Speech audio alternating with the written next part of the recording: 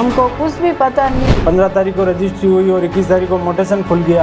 अब क्या करें, न्याय चाहिए। हमारी जमीन पे खातादार जमीन ने बेची, अर्जुन सिंह के नाम पे रजिस्ट्री को निरस्त किया जाए। हम तो इस जमीन से ही कमा के खा के हम ना जाए कैसे रजिस्ट्री हो सकती है। बड़गांव थाना में हमने FIR करवाई, खाली ये पता चला कि हमारी जमीन बेच दी गई है। उदयपुर जिले में एक बार फिर भूमाफियाओं का खेल उजागर हुआ है। इस बार शिकार बनी बेड़वास ग्राम पंचायत के रकमपुरा गांव की रहने वाली एक बुजुर्ग विधवा महिला बदामी बाई, जिसकी करीब 10 बीघा पुश्तैनी जमीन को फर्जी तरीके से किसी अन्य महिला को पेश कर महाराष्ट्र निवासी अर्जुन सिंह चौहान के नाम से रजिस्ट्री करवा दी गई। इस पूरे मामले में सबसे बड़ा सवाल खासकर पटवारी और रजिस्ट्रार पर उठ रहे हैं। जमीन रजिस्ट्री जैसे संवेदनशील कामों में अमूमन लोगों की चप्पल घिसाई हो जाती है, लेकिन जहां मामला करोड़ों रुपए के खेल का हो तो वो सिर्फ 6 दिन में ही सारी प्रक्रिया पूरी कर दी जाती है। सामान्यतः सत्यापन और दस्तावेजों की जांच में हफ्तों से लेकर महीनों लग जाते हैं, लेकिन इस केस में 15 अप्रैल 2025 को रजिस्ट्री हुई और मात्र 6 दिन बाद नामांतरण भी हो गया। इससे यह साफ जाहिर होता है कि बिना अधिकारियों की मिलीभगत के इतना बड़ा खेल संभव नहीं है।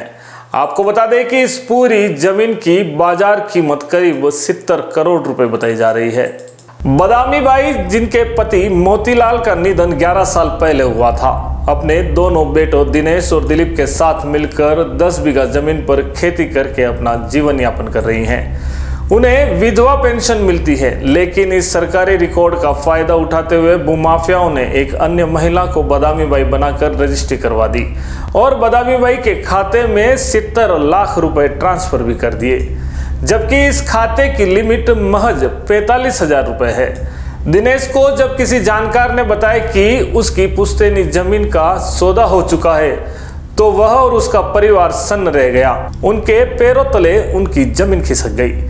जब वे तहकीकात के लिए बड़गांव तहसील पहुंचे तब जाकर उन्हें इस पूरे खेल का पता चला। इसके बाद दिनेश और दिलीप ने बड़गांव थाने में भूमाफियाओं के खिलाफ शिकायत दर्ज करवाने गए, लेकिन हैरानी की बात यह है कि पुलिस ने जिसके नाम रजिस्ट्री थी उसे तो आरोपी नहीं बनाया, जबकि रजिस्ट्री में गवाह बने मगवास निवासी गजेंद्र सुतार और सेक्टर 9 कृष्णा कॉलोनी निवासी हमेर सिंह राजपूत के खिलाफ मुकदमा दर्ज कर दिया। यह कोई पहला मामला नहीं है जब बड़गांव तहसील में इस तरह की फर्जी रजिस्ट्री की खबर सामने आई हो। पहले भी कई बार डमी व्यक्तियों के माध्यम से जमीन रजिस्ट्री की घटनाएं उजागर हो चुकी है, लेकिन प्रशासनिक ढिलाई और भ्रष्टाचार के चलते यह रैकेट लगातार फल फूल रहा है। पीड़ितों ने आरोप लगाए कि संबंधित पटवारी ने रजिस्ट्री से पहले इस जमीन का भौतिक सत्यापन क्यों नहीं किया और क्यों बिना जानकारी के नामांतरण कर दिया। वहीं दूसरी ओर रजिस्ट्रार ने बिना परिवारजन की मौजूदगी में विधवा महिला की जमीन की रजिस्ट्री कैसे कर दी, और जबकि नियम यह कहता है कि 25 लाख रुपए की कीमत की जमीन का भौतिक सत्यापन क्यों नहीं करवाया गया।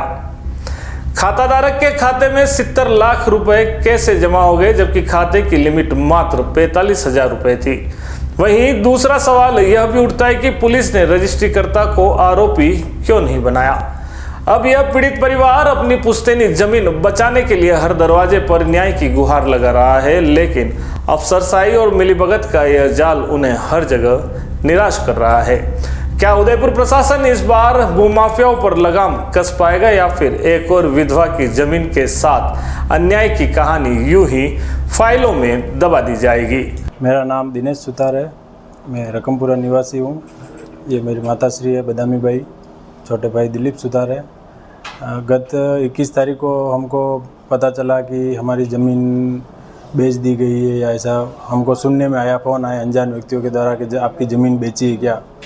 फिर हमने नकल निकलवाई ऑनलाइन एक बार, तो वो किसी अर्जुन सिंह के नाम पे आ रही थी। तो हम सीधा रजिस्ट्रार ऑफिस गए, वहाँ पे हमने पता करवाया कि वास्तविकता में क्या कंडीशन है ज़मीन की, हमारे नाम पे है या किसके नाम पे है। तो वहाँ से हमको एक बताया गया कि ये रजिस्ट्री हो गई है इस ज़मीन की। फिर हमने वहाँ से एक रजिस्ट्री की नकल निकलवाई जो किसी अर्जुन सिंह के नाम पे आ रही थी। कोई महाराष्ट्र बाहर का आदमी था, कोई जिसमें 2 गवाह के साइन भी थे, जिसमें एक गजेंद्र सुतार मगना और दूसरा हमेर सिंह राजपूत करके कोई गवाह में साइन कर रखे थे। फिर हमने वहाँ से वो कॉपी निकलवा के फिर हम सीधा बड़गांव थाना गए। बड़गांव थाना में हमने एफआईआर करवाई। एफआईआर में वहाँ पे साहब ने वहाँ पे बताया कि खाली ये जो गवाह हैं उनके नाम पे वहाँ पे केस दर्ज किया गया। मेन मुख्य आरोपी है जो उसके खिलाफ अर्जुन सिंह नाम पे केस दर्ज नहीं करके, जिसके खिलाफ रजिस्ट्री उसके खिलाफ रजिस्ट्री हुई, उसके खिलाफ केस दर्ज नहीं किया और जो गवाह थे उनके नाम से ही केस दर्ज किया गया। और फिर हम हमारे एक भाई है पास में ही जो रिश्तेदार है, उनको फ़ोन करके हमने बुलाया मदद के लिए। फिर उन्होंने बोला कि क्या पता अब ये इतने बड़ी मामला हुआ है ज़मीन के पास, इसमें रजिस्ट्री में पैसा और चेक भी मेंशन कर रखा हमने देखा। तो फिर हमने बैंक में जाके खाता चेक किया तो बैंक में 70 लाख रुपए अचानक से ऑनलाइन तरीके से पैसे डाल रखे थे। तो हम तो ना तो कभी हम रजिस्ट्रार ऑफिस गए रजिस्ट्री करवाई, ना कभी ऐसा कुछ हुआ। ये अचानक बैंक में पैसा आया तो हमने वहाँ देख के तुरंत ही बैंक में एप्लीकेशन दे के खाते को वहाँ पे फ्रीज करवाया हमने। और फिर हम इधर रजिस्ट्रार ऑफिस में भी एप्लीकेशन दी कि पुरानी जो भी रजिस्ट्री नामांतरण जो भी खोला गया है उसको खारिज किया जाए, कैंसिल किया जाए। तहसील ऑफिस में गए, वहाँ पे भी हमने एक एप्लीकेशन दी कि इस जो भी फर्जी तरीके से काम हुआ है उसको रोका जाए और हमें हमारी ज़मीन जो पुनः हमारे नाम पे वापस की जाए। ये ज़मीन हमारे बाप दादाओं से पुरानी चलती आ रही ज़मीन है। और आपको अभी आपने बताया कि हम लोग खाते में गए, मम्मी का जो पेंशन का जो वो खाता है, तो जब आप अभी थोड़े दिन पहले जब बैंक में गए थे तब कितने पैसे? ये सर हम 3 तारीख को लगभग 3 अप्रैल को हम बैंक में गए थे। कुछ ज़रूरत थी, इनके मम्मी के पेंशन का पैसा आता है उस अकाउंट में, तब हम 6,500 रुपये निकलवा के लाए थे और 1400 रुपये ऐसा कुछ अकाउंट में पड़ा था। और बाकी ये अभी अचानक पैसा आया है जो ऑनलाइन तरीके से पैसा आया है 8 तारीख को और 16 तारीख को। एक 20 लाख का चेक आया, एक 25 लाख का चेक आया और एक 20 लाख का चेक और 83,000 रुपये ऐसा कुछ करके टोटल 70 लाख रुपये अचानक। फिर आरटीजीएस? हाँ, वो ऑनलाइन पे तरीके से आरटीजीएस एनईएफटी ऑनलाइन तरीके से पेमेंट आया। अब क्या चाहते हैं आप लोग? यही सर कि हम हमारी ज़मीन है जो सबसे पहले तो हमारे नाम पे आ जाए और जो भी फर्जी तरीके से फर्जी बदामी भाई बन के जो भी रजिस्ट्री करवाई है उस रजिस्ट्री को निरस्त किया जाए और हमें हमारे न्याय के रूप से वापस हमारी ज़मीन हमारे नाम पे कर दी जाए। तो किन किन अधिकारियों से आप मिले हैं अभी तक?